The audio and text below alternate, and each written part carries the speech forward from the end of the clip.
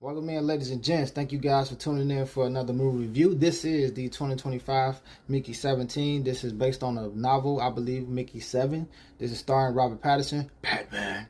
And this is also featuring Mark Ruffalo, the lovable, excellent Toni Collette. I love her and everything she pops up in for the most part. And I believe Stephen Yu from the Invincible series and The Walking Dead, aka Mr. Glenn.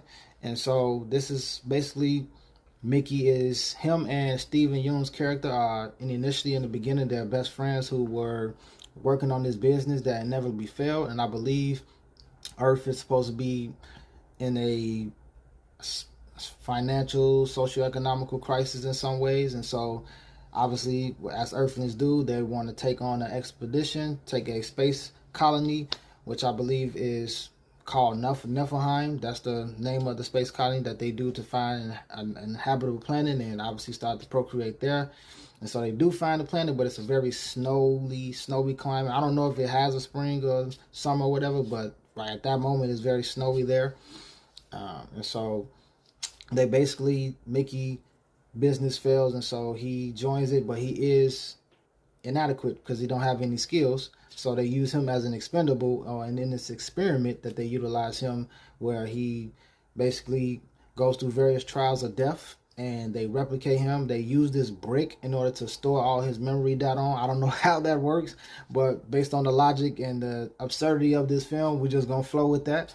And so essentially he dies in a variety of ways. They use him for different test experiments and things like that. And then eventually he develops a relationship with the girl. He actually got two girls. It's actually like this little love triangle, because I believe one of the girls is like bisexual. Then the black chick that he's with, she's like this security guard, or she has police skills basically. And so he ends up having a relationship with her. But the Mickey 17 doesn't die.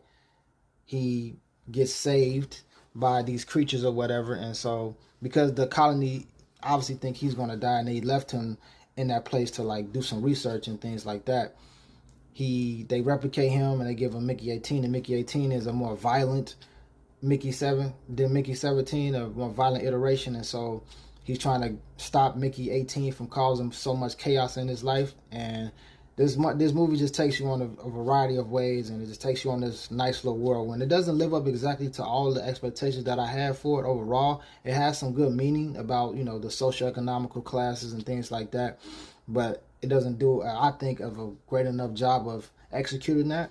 But overall, it's a pretty good film. I would give it a 3.5. You guys check it out.